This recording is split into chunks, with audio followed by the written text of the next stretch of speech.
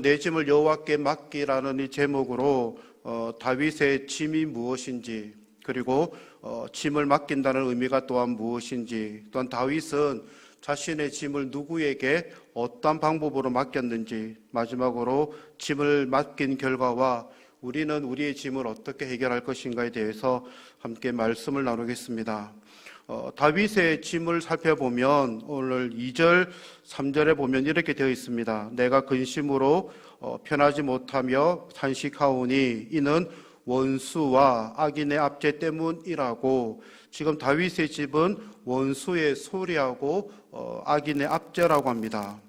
지금 자신을 억누르는 어떤 이들의 그런 말들과 또한 그 환경 때문에 지금 다윗은 힘겨워할 정도로, 지금으로 말하면 죽을 정도로 지금 힘겨운 삶을 살고 있습니다. 그런데 지금 다윗에게 원수의 소리를 하고 압제하는 그들의 특징이 55편에 보면 두 가지로 제가 나눌 수 있는데, 하나는 21절에 보면 그들의 특징은 겉과 속이 다르다는 겁니다. 그의 입은 우유 기름보다 미끄러우나 그의 마음은 전쟁이요 그의 말은 기름보다 유하나 실상은 뽑힌 칼이로다.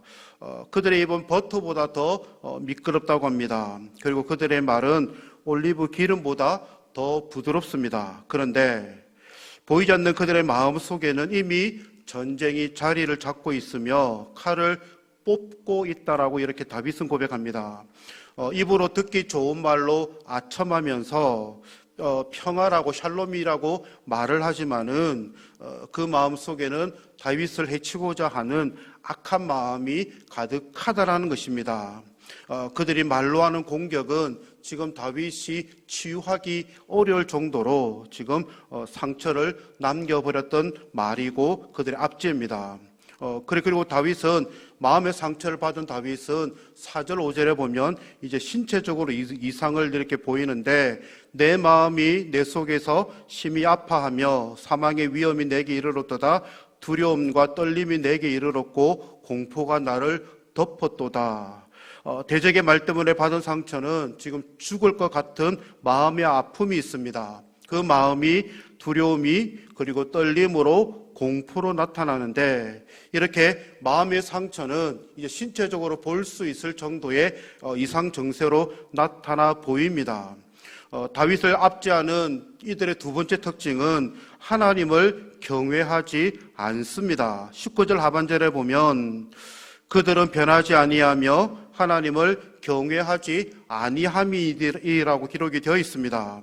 그들은 결코 좋은 사람이 아니라는 겁니다. 그들은 변함없이 하나님을 경외하지 않습니다. 그들의 마음, 그들의 생활 토도는 하나님의 말씀에 불순종하는 삶이었다는 것입니다.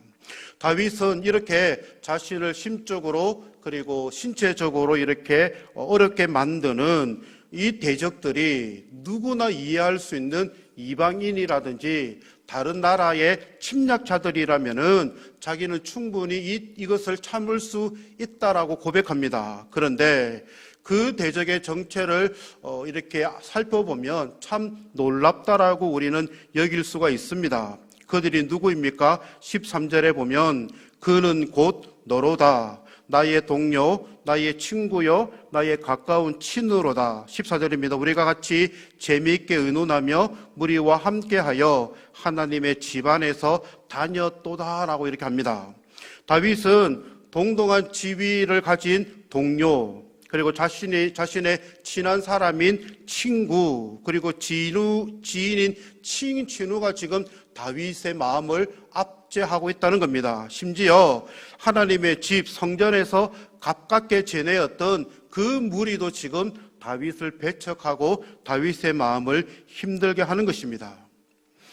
다윗은 이들로부터 지금 피하고 싶어가지고 비둘기처럼 날개가 있으면은 어디든지 날아가서 쉬고 싶다고 합니다. 심지어 그곳이 멀리 있는 광야에서라도 내가 지금 가서 머물고 싶다라고 지금 다윗은 고백을 합니다. 광야가 어떤 곳입니까? 광야는 황량한 곳입니다. 씨를 뿌려도 아무것도 재배할 수 없는 곳이 광야입니다. 사람은 살 수 없고 집도 없는 곳이 광야입니다. 왜 지금 다윗은 광야에서 자기가 머물고 싶다라 할 정도로 지금 자기가 당하고 있는 이 그들의 압제, 또한 그들의 원수의 소리가 너무나 힘들고 어렵고 지금 감당하기 어렵다는 것을 이렇게 강조하고 있다는 것입니다.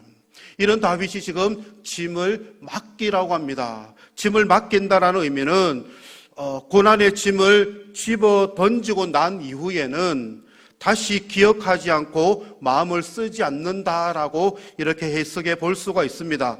고난의 짐을 집어 던지고 난 이후에는 두 번 다시 기억도 하지 않고 마음에 쓰지 않는다라는 게 짐을 맡깁니다. 다윗은 이 짐을 지금 누구에게 맡기라고 합니까? 여호와께 맡기라고 합니다. 이것은 다윗의 지금 신앙의 고백입니다. 사울로부터 도망 다녔던 그 다윗이었고 아들 압살롬을 비롯한 자신의 친구들로부터 지금 죽임을 당하고 도망가고 있는 다윗이 누구에게 맡기라고 합니까? 여호와께 맡기라고 하는 것입니다. 이것은 다윗의 신앙의 고백입니다. 믿음의 고백입니다. 세상의 권력이나 세상의 지식이나 세상의 재물에 맡기라고 하지 않습니다. 여호와께 맡기라고 합니다. 왜 여호와입니까? 여호와 하나님은 우리를 구원하시고 우리를 창조하시고 우리의 피난처가 되시고 우리의 모든 문제를 해결할 수 있는 분이시기 때문에 지금 다윗은 이 문제를 여호와께 맡기라라고 지금 고백을 하고 있습니다. 그래서 내 짐을 여호와께 맡기라는 것은 고난의 짐을 자신과 분리시켜서 창조주가 되시는 하나님 앞에 던지는 것이라고 우리는 이렇게 해석해 볼 수가 있습니다. 그러면 다윗은 이 지금 자신의 짐을 하나님께 어떠한 방법으로 맡깁니까? 우리 1절에 보면 하나님이여 내 기도에 귀를 기울이시고 내가 간구할 때에 숨지 마소서. 16절입니다. 나는 하나님께 부르짖으오니 여호와께서 나를 구원하시리로다. 17절입니다. 저녁과 아침과 정오에 내가 근심하며 탄식하리니 여호와께서 내 소리를 들으시리로다. 여러분들이 이렇게 추측하셨듯이 기도에 대해서 지금 다윗은 간구할 때에 하나님께 부르짖으니 근심하며 탄식하리니 이 단어들의 공통점이 무엇입니까? 다윗은 하나님께 맡기는데 어떤 방법으로 맡깁니까? 하나님께 기도하면서 자신의 짐을 하나님께 맡기고 있다는 겁니다. 다윗은 훌륭한 미사여구를 사용해서 드리는 기도가 아닙니다. 자신의 속마음에 있는 것들을 적나라하게 하나님께 지금 고백을 하고 있습니다. 마치 어린아이가 어머니에게 자신의 필요를 아무 꾸밈 없이 요청하는 것처럼 우리도 하나님께 솔직하게 마음속에 담아놓고 있는 것들을 털어놓아야 됩니다. 가정의 문제입니까? 감정의 문제입니까? 일터의 문제입니까? 심지어 가까운 지인과의 문제입니까? 이 문제를 하나님 앞에 솔직하게 털어놓아야 됩니다. 사도 바울도 빌립보서 4장 6절에 이렇게 고백합니다. 아무것도 염려하지 말고 다만 모든 일에 기도와 간구로 너희 구할 것을 감사함으로 하나님께 아뢰라. 그리하면 모든 지각에 뛰어난 하나님의 평강이 그리스도 예수 안에서 너희 마음과 생각을 지키시리라라고 이렇게 분명하게 고백을 하고 있는 것입니다. 하나님께 맡기면 하나님께서 알아서 해결해 주심을 믿고 더 이상 고민하고 마음을 쓸 필요가 없습니다. 그리고 또 하나님이 시편 68편 19절에 보면 우리의 짐을 날마다 우리 주님이 지신다라고 되어 있습니다. 하나님은 우리의 기도할 때만 덜어주시는 것이 아니라 날마다 우리의 짐을 덜어주시니 사랑하는 성도 여러분, 우리의 모든 문제를 하나님 앞에 있는 그대로 짐을 맡기는 저와 여러분들이 되셨으면 좋겠습니다. 그러면 하나님께 짐을 맡긴 결과는 오늘 본문에서 세 가지로 나타납니다. 첫 번째 18절입니다. 나를 대적하는 자 많더니 나를 치는 전쟁에서 그가 나를 내 생명을 구원하사 평안하게 하셨도다. 그가 내 생명을 구원하사 평안하게 하셨도다. 다윗이 짐을 맡겼더니 여호와 하나님이 자신의 생명을 어디에서요? 전쟁에서 구원하셨고 샬롬을 지금 다윗에게 허락을 하셨습니다. 악인들의 그런 외침, 압제임에도 불구하고 짐을 맡겼더니 이제는 다윗의 마음이 샬롬이 찾아왔다는 겁니다. 두 번째로 오늘 읽었던 본문 22절에 보면 네 짐을 여호와께 맡기라. 그가 너를 붙드신다. 하나님이 너를 붙드신다라는 결과가 있다는 겁니다. 하나님이 이것이 견디게 해 주시겠다는 겁니다. 야복강에서 기도했던 야곱의 기도가 바로 이러하였고, 성전에서 눈물로 기도하였던 한나의 기도가 바로 이러하였고, 겟세마네 동산에서 기도를 올려드렸던 예수님의 기도가 바로 이런 응답을 받았다는 것입니다. 마지막으로 하나님께 짐을 맡긴 세 번째 결과는 22절 마지막 절에 의인의 요동함을 영원히 허락하지 아니하시리로다라고 이렇게 합니다. 의인의 요동함은 한 번이 아닙니다. 영원이라는 하나님이 분명한 약속을 주십니다. 선한 싸움을 싸우고 달려갈 길을 마칠 때까지 주님이 우리에게 샬롬을 주시고 평안을 주시고 흔들리지 않는 그런 기쁨을 우리에게 주시겠다는 겁니다. 예수님은 마태복음 11장 28절에서 이렇게 말씀합니다. 수고하고 무거운 짐진 자들아 다 내게로 오라. 내가 너희를 쉬게 하리라 라고 이렇게 말씀하시는데, 이 말씀이 구약 버전으로 우리가 오늘 읽었던 이 다윗의 고백인 듯 하기도 합니다. 우리가 짐을 지고 가면 그 짐의 무게 때문에 우리는 쉽게 지쳐버립니다.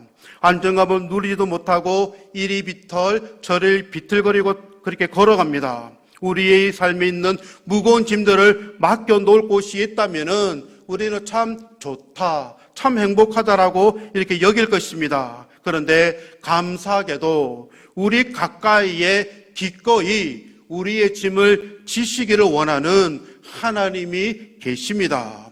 그동안 붙잡고 있던 우리의 짐을 하나님께 맡기면 하나님은 그 짐을 지실 뿐만 아니라 우리를 붙들어 주시고 우리가 주님 나라 갈 때까지 변하지 않는 것들로서 하나님이 안아주시겠다라고 분명한 약속을 해주십니다.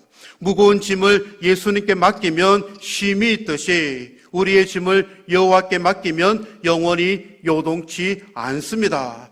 이렇게 강하신 하나님은 우리의 짐뿐만 아니라 진정한 평안과 쉼이 우리에게 온다라고 이렇게 약속합니다. 이것이 성경이 말하는 안식이고 성경이 말하는 샬롬이라는 것입니다. 세상의 근심, 걱정을 짊어지고 괴로웠다가 교회를 떠날 때에 그 짐을 다시 짊어간다라는 우스갯소리가 있습니다. 이것은 남의 일이 아니라 사실 우리가 이 일을 혹시나 반복하고 있지 않는지 한번 우리의 삶을 좀 돌아봤으면 좋겠습니다. 하나님께 맡기면 그것보다 편한 것이 없는데 우리가 그것을 쉽게 하지 못합니다. 왜입니까? 우리의 믿음 때문입니다. 하나님에 대한 신뢰가 있다는 겁니다. 다윗은 우리아를 아내를 범하고 또는 우리아를 전쟁에서 죽이고자 하는 그 마음이 있었지만 그 마음속에 여호와 하나님을 진정으로 맞이한 이후에는 여호와께 자신의 모든 짐을 맡길 정도로 그 마음이 여호와께 신뢰가 되어 있었고 믿음이 있었다는 것입니다. 그러니 우리도 다윗처럼 그러한 믿음을 갖기를 바라시고, 두 번째로 이 여호와께 우리의 모든 짐을 질 수 있도록 그 믿음으로 살아가셔서 다윗이 누렸던 그 참 평안을 누려가시는 저와 여러분들이 되시기를 바랍니다. 이 시간 함께 우리가 말씀을 생각하면서 함께 기도했으면 좋겠습니다.